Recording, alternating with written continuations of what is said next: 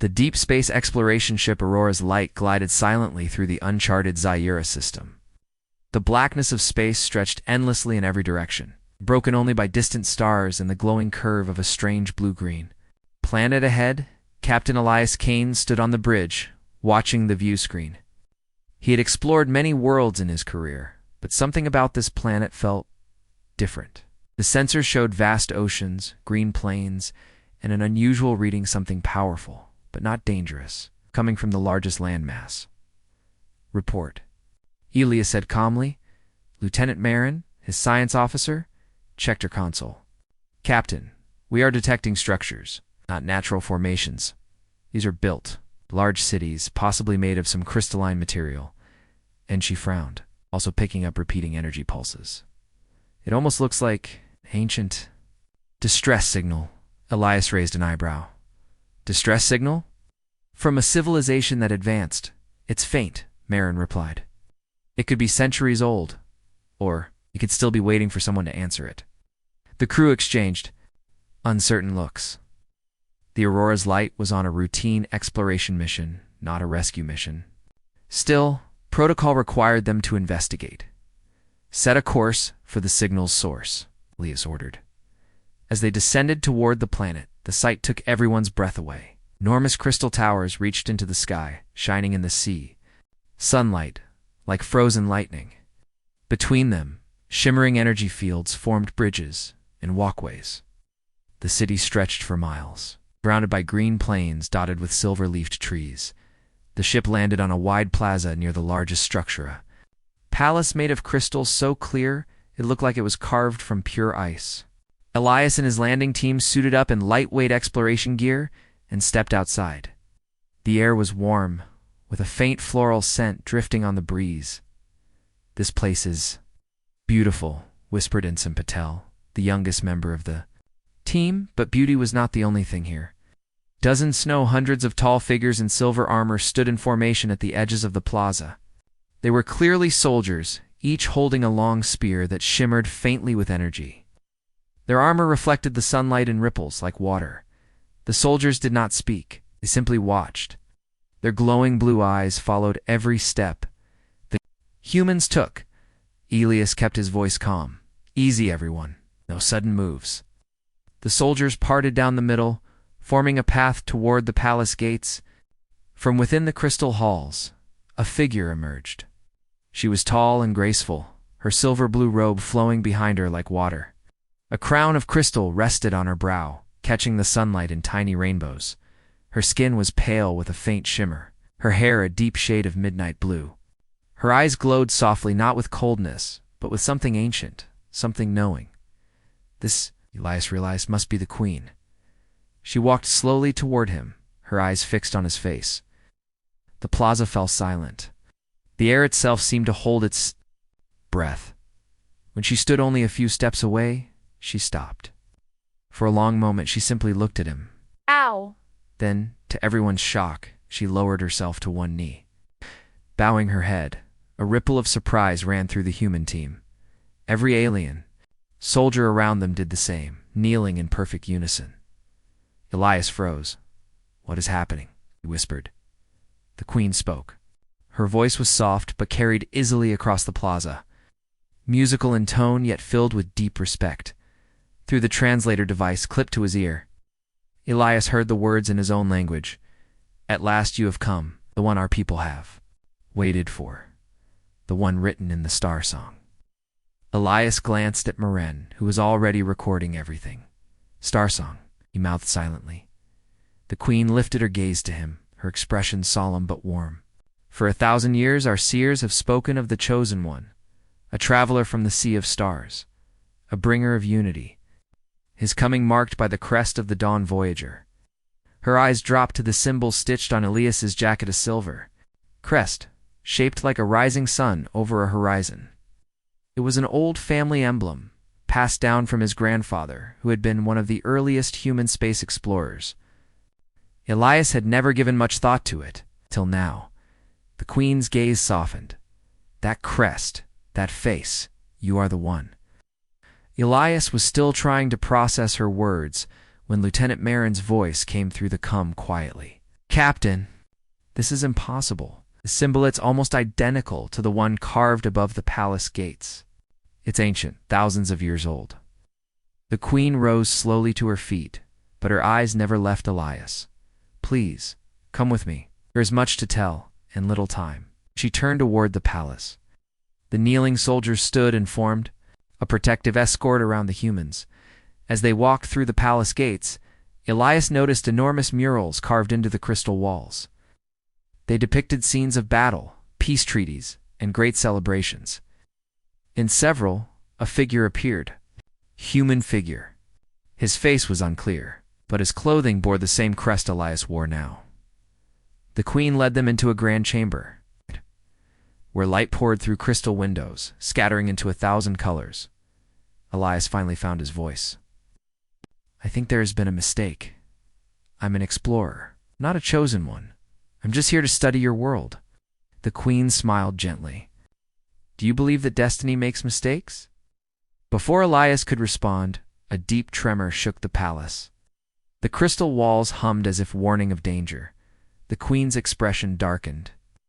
They have come, she said quietly. Who? Elias asked. The Shador Dominion, our oldest enemies. They know of the prophecy, and they will not allow it to be fulfilled. The room filled with tension. Elias could hear the low hum of distant alarms. Through the crystal walls, he saw dark shapes in the sky ships entering the planet's atmosphere. The queen turned to him, her voice urgent now. You came to us at the turning point of our history. The choice before you is yours. But no, your arrival was foreseen. Whether you believe or not, your presence changes everything. Elias looked at her, then at the enemy ships growing larger in the sky. He didn't yet understand the prophecy, didn't yet know why she had knelt to him. But he did know one thing. Whatever was about to happen, he and his crew were already part of it. The crystal throne room glowed softly as Captain Elias Kane and his crew stood before the alien queen. Outside, the low hum of alarms continued. The alien guards stood at attention, their silver armor shining like mirrors under the shifting light. Queen's gaze never left Elias. Her voice was calm, but there was an urgency behind every word. You do not yet understand. But our meeting was written in the star song of prophecy told by our people for over 1,000 years. Elias kept his tone respectful. Your Majesty, I am honored by your words, but I am no hero. I'm just an explorer. I don't even know your people's history. The queen nodded slowly, as if she expected his doubt. Then I will tell you. She gestured for them to follow. Guards escorted them down a long hall, the walls lined with massive crystal panels etched with ancient images. They stopped before one showing a vast battle in space warships firing streams of light, explosions blooming among the stars. Long ago, she began, the Zarin people were united under a single banner.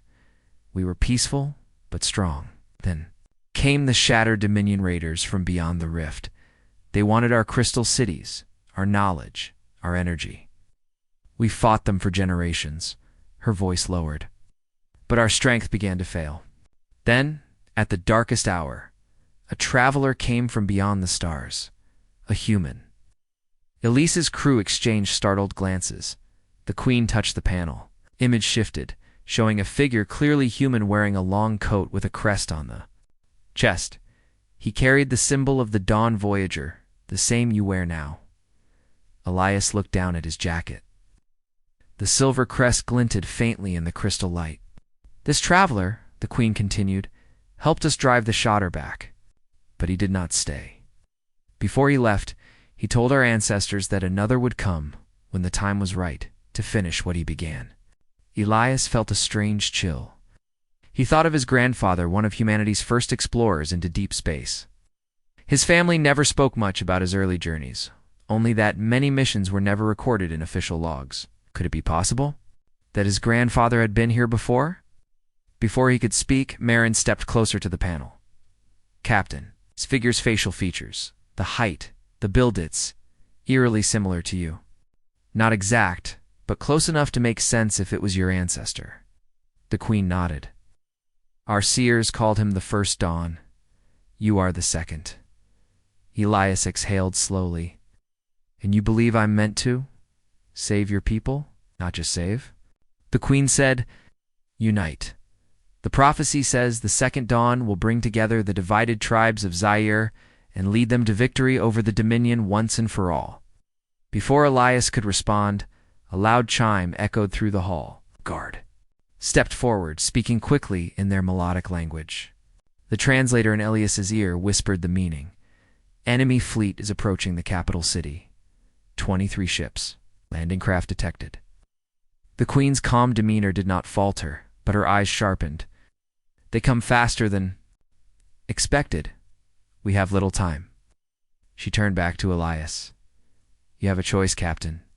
You and your people may leave now, and you will be given safe passage away from the battle. Or you can stay and stand with us. If you choose the second, the path of the prophecy will open before you. Elias looked at his crew. Patel's eyes were wide with fear. Marin's brow was furrowed in deep thought. Commander Reese, his first officer, met his gaze evenly. We came here to explore, not to fight, Reese said quietly. But if what she says is true, walking away could mean leaving these people to be destroyed. Marin added, and Captain, if your grandfather really was here, if he fought for them, maybe this is something you're meant to finish. Elias looked back at the queen. If I stay, I'll need to know everything about these shatter. Weapons, tactics, weaknesses. You will have it, the queen said. She led them into a circular war chamber. A massive table of glowing crystal dominated the center, projecting a holographic map of the planet and the approaching fleet. The shatter ships were black, angular and sharp-edged, like predatory birds. Their formation was tight, their movements precise. They were experienced in war. The Shadar believe the prophecy will bring their downfall, the queen explained. That is why they will stop at nothing to kill you before the tribes rally to you. Marin studied the map. Their numbers are heavy, but not overwhelming. If we could disrupt their command ships, their assault might collapse. The queen inclined her head. Your thinking mirrors that of the first dawn. He struck at the heart instead of the walls.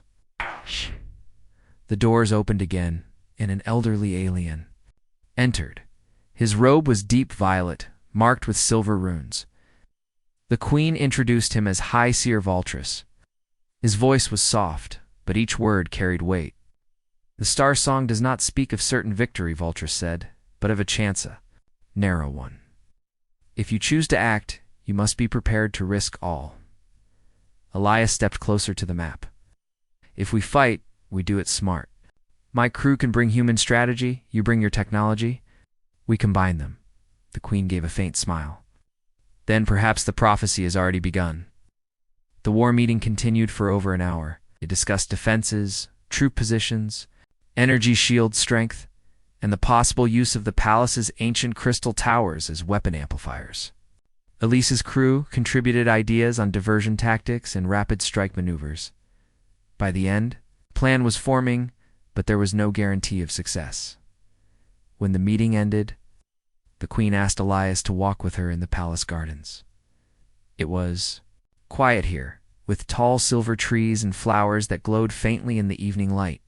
The city's hum of life surrounded them, yet the air felt calm. When I first saw you, she said softly, I knew the centuries of waiting were over. The kneeling was not just respect. It was the recognition of destiny. You carry the mark of hope, and my people see it. Elias was silent for a moment. What if I fail? She stopped, looking directly into his eyes. Then we fall with you. But if you do nothing, we fall alone. Elias felt the weight of her words settle on his shoulders. He had faced dangerous missions before, but never with an entire world depending on him. Somewhere deep inside, a decision was forming. He looked up at the sky. Far above, tiny lights moved, the Shatter Fleet drawing closer. Your Majesty, he said quietly, I think I'm staying. The queen's expression softened, a mixture of relief and solemn acceptance. Then the prophecy lives. Walked back toward the palace, the first warning sirens began to sound over the city. The battle for Zaire was coming, and Elias Kane, once just an explorer, now stood on the edge of becoming something far greater. The sun of Zyra was dipping toward the horizon, painting the crystal towers in gold and crimson. But instead of peace, the capital city pulsed with urgency. Sirens echoed in the streets, and the hum of energy shields vibrated through the air. "Captain." Elias Kane stood on the palace balcony beside the alien queen. From here he could see the distant shapes of black warships breaking through the atmosphere. The shattered dominion had arrived. The queen's silver-blue robe fluttered in the wind. Her eyes were fixed on the sky. "They will strike soon," she said. "They always attack fast. We must be ready." Elias nodded. "My crew is already preparing, but I still need to know more about their tactics." The queen gestured toward the war chamber. "Come, there is one more thing you must see." Inside the chamber, the large crystal table displayed a new projection. It showed the Shadar fleet's movement, tight formations circling above the city like vultures.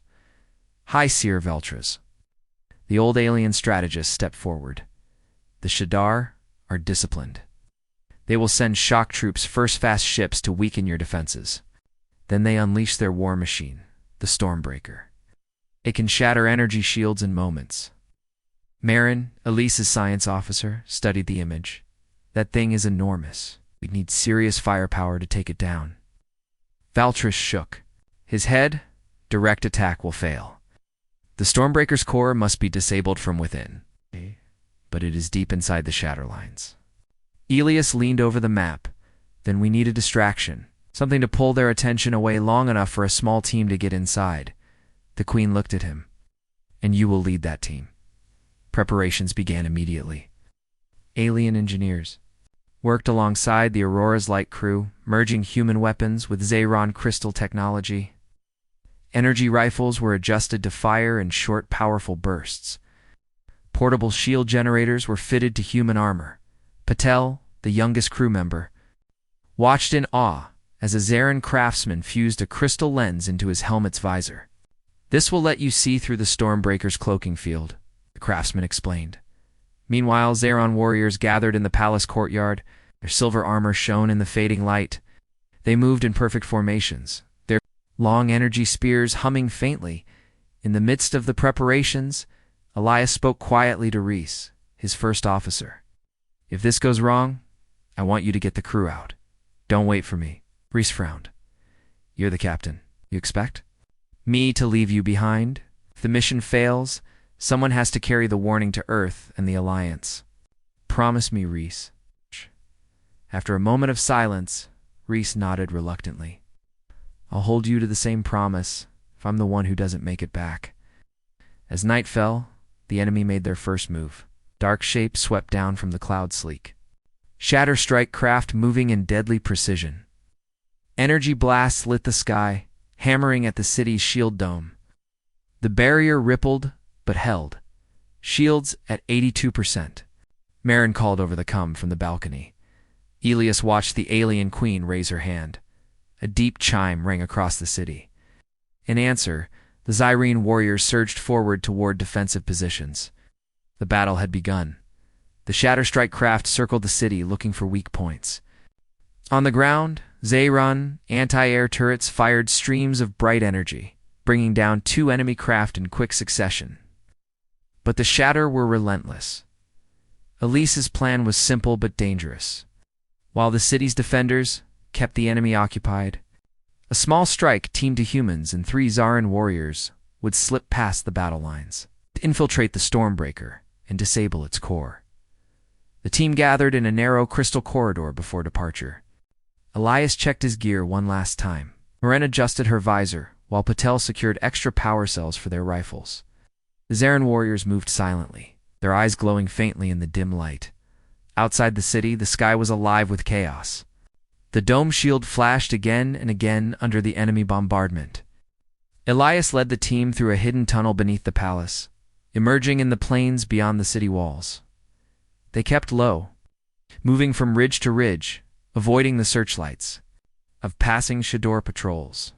The Stormbreaker loomed in the distance, a monstrous war machine shaped like a jagged black spearhead. resting on 3 massive landing struts. Even from far away, Elias could feel its presence. Its hull seemed to drink in the light around it.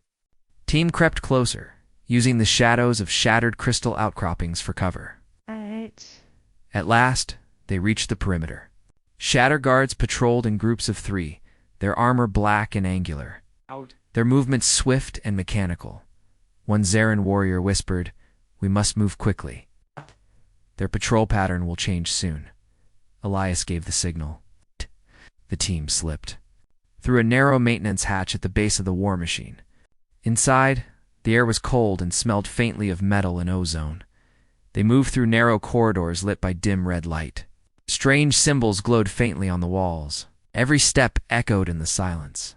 The deeper they went, the more Elias could feel the vibration of the Stormbreaker's massive core. Finally, they reached a chamber where a pulsating sphere of energy floated between 2 massive pylons. Moran studied it quickly. "This is it, but it's heavily shielded. We'll need to overload the stabilizers." Patel unpacked a small device from his pack. "This should do it, if I can get close enough." But before they could act, a sharp, metallic voice echoed. Through the chamber, intruders. Shadar soldiers stepped out from the shadows, weapons raised. The chamber exploded into chaos. Energy blasts seared the air as the team dove for cover. A Zayron warrior spun his spear, releasing arcs of blue lightning that dropped one soldier instantly. Elias fired his rifle in short bursts, forcing the enemy back. Patel crawled toward the core, sliding the device into place under heavy fire. Almost there. Another blast scorched the wall above Elias's head. He returned fire, hitting a Shadar square in the chest. Marin's voice was urgent. "Patel, hurry. We're running out of time." With a final click, Patel activated the device. The core's glow began to flicker wildly. Warning sirens blared throughout the Stormbreaker. "Time to go," Elias shouted. They fought their way back through the corridors as the floor trembled. Under their feet, explosions echoed behind them. They burst out into the cool night air. The Stormbreaker was shaking violently. A blinding flash erupted from its center. And then the great machine collapsed in on itself, the core destroyed far. Above, the city defenders saw the Stormbreaker's destruction. Cheers rose from the palace walls. The Shatter Fleet, suddenly, without its most powerful weapon, began to pull back into the upper atmosphere. On the plains, Elias and his team paused to catch their breath. The Queen's voice came over the cum, warm with relief. The prophecy speaks of one who would strike the heart of the enemy. You have done this, Zaira will not forget. Elias looked at his crew, dusty, exhausted but alive. We're not done yet, he said. The Shadar will be back. Next time they'll be angry. The destruction of the Stormbreaker had shaken the Shatter Fleet. For the first time in generations, the alien warriors of Zaira had struck a powerful blow against their enemy. But victory was not yet certain. From the balcony of the Crystal Palace, Captain Elias Kane watched the dark Shatter ships regroup in the upper atmosphere. They were still dangerous, still outnumbering the Zyron defenders. The alien queen stepped beside him, her silver-blue robe moving softly in the wind. They will not retreat fully, she said. The Shadar are proud. They will try to take the city before the day ends. Elias tightened his grip on the balcony rail. Then we fight them here. No more running. Preparing the defenses inside the palace war chamber, the crystal map showed enemy troop carriers breaking formation. Aesir Vultra spoke with deep concern. They are moving to land-ground forces. Their plan will be to crush our city from within. Elias studied the map. Where will they land? The seer pointed at 3 glowing spots outside the capital. Here, here, and here. If they control these zones, they can surround us. The queen looked at Elias. Can your people hold one of these zones? Elias nodded. It takes the western approach. My crew will fight alongside your warriors. On the western plain, by the time Elias reached the western plain, the enemy dropships were already coming down like dark meteors. The sky glowed red from the heat of their engines. Around him, rows of Zaron soldiers stood ready, their silver armor reflecting the fiery light. Marin checked her rifle. Patel adjusted the portable shield generator strapped to his back. scanned the horizon through binoculars. They're landing in tight formation. Looks like 300 troops. Elias spoke into his com. Command, this is Kane. We're holding position. If they break through us, the west gate will be open. The Queen's voice replied in his ear. Hold as long as you can. Reinforcements are moving to your position. The dropships touched. Down with a roar. Hatches opened, and the shattered soldiers poured out in disciplined lines. Their black armor seemed to swallow the sunlight. They moved forward like a dark wave. Elias raised his hand. Hold, hold. The shatter came closer, their weapons glowing faintly. Now, Elias shouted. The front line of Zeron warriors opened fire, energy bolts streaking through the air. Human rifles joined in, cutting down the first wave. The Shadar responded instantly, firing back with precision. The first clash, the ground shook. As the two forces collided, energy blasts filled the air, shields flared, and spears clashed against metal. Elias fought side by side with the Zyran warriors, his rifle sending short bursts into the advancing enemy. Patel crouched behind a crystal barrier, firing in quick bursts. They're pushing hard, Captain. Reese moved to his side. We need to push them back before they flank us. Elias scanned the battlefield and spotted a ridge on the enemy's left. Marin, take a squad and hold that ridge. If they take it, they'll have high ground over us. Marin nodded and led a group of Zyran fighters toward the position. Holding the line for nearly an hour, the battle raged. The Shatter advanced step by step, but every time they tried to break through, the humans and Zyrans pushed them back. The portable shield generator Patel carried was working well, absorbing much of the incoming fire, but its power gauge was dropping fast. Generator at 30%. Patel called out, "Make it last." Elias replied. Above them, the sky shook as the Shadar fleet clashed with the Zaran air forces. Bright streaks of light crossed the clouds, and the thunder of distant explosions rolled across the plains. The enemy's new weapon, just when it seemed they might hold. A new sound filled the air, a deep, pulsing hum. From the far side of the field, a massive black walker stepped into view. It moved on for armored legs, each step making the ground tremble. Waltrus's voice came urgently over the com. That is a siege walker. It can breach your shields. In minutes, you must disable it, or the west gate will fall. Elias knew they couldn't destroy it from a distance. The walker's armor was too thick. They'd have to get close. The strike team, Reese, you're with me, Elias said quickly. Patel, keep the shield up as long as you can. Marin, hold the ridge. Ma'am. He led Reese and two Zaran warriors in a low dash across the battlefield, keeping behind crystal cover as the walker's weapons lit up, blasting apart defensive towers one by one. When they reached the base of the machine, they found a small maintenance hatch near one of the legs. The Zaran warriors forced it open, and the team climbed inside. Inside the walker, the interior was dark and hot, filled with the hum of machinery. They climbed a narrow ladder to reach the upper section. A Shatter technician turned, startled, but Elias fired before he could raise the alarm. They reached the central power conduit, a thick column of glowing energy cables.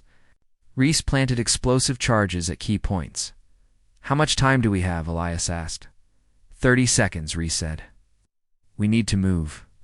The explosion, they raced back to the hatch and leaped to the ground just as the walker's core went. Critical. A deep rumble shook the earth, and the massive machine collapsed in on itself, flames pouring from its ruined frame. Across the battlefield, the Zaran warriors raised a cry of victory. Without the walker, the Shatter attack began to falter. Elias called into his com. Walker down. The west gate is secure for now. The Queen's reply came quickly. You have done well, Captain. But the battle is not over. The Shatter are falling back to regroup. Be ready. In the final push, the enemy's retreat gave the defenders a moment to breathe. Elias gathered his crew. They were tired, bruised, and covered in dust, but still standing. We hold this gate until the last Shadar leaves the field, Leah said firmly. The sun was setting when the final wave came. The Shatter charged in a desperate attempt to break through, but the defenders stood firm. Every soldier fought with renewed determination. At last, as darkness fell, the black-armored enemy began to pull back completely. Oh. The western plain was littered with scorched ground and broken weapons, aftermath when the fighting finally stopped. The defenders returned to the city. The streets were filled with cheering citizens. Cries of joy echoed between the crystal towers, in the palace courtyard. The queen waited. She looked at Elias, her eyes bright with gratitude. The prophecy speaks of one who would stand when others fell. Today you stood, and so did your people. Elias looked around at the warriors and civilians alike. We all stood together. That's why we won. But deep inside, he knew this was not the end. The Shatter would not forget this day. They would come again. And next time, the fight might be even harder. The night after the battle for Zara was quiet. The winds blew softly over the plains, carrying the scent of silver leaf trees. In the capital city, the crystal towers glowed faintly, their lights shining like stars. Captain Elias Kane stood alone on a high balcony of the palace. From here he could see the western plain where they had fought so fiercely only hours ago. Fires had been put out, and the wounded were being cared for. But the land still carried the marks of war-burnt earth, broken weapons, and silent reminders. Of those who had fallen, behind him, footsteps approached. It was the alien queen. She wore a long robe of deep blue, the color of Zyru's night sky. Her expression was calm, yet her eyes still held the weight of all that had happened. "You have given my people hope," she said softly. "And hope is the rarest gift in times of war." Elias turned toward her. "Hope alone won't stop. The Shatter, they'll be back. Stronger." The queen nodded slowly. "Yes, but they will return to a united Zara, and that is something they have never faced before." The Council of Unity the next morning, the Grand Crystal Hall was filled with leaders from across the planet.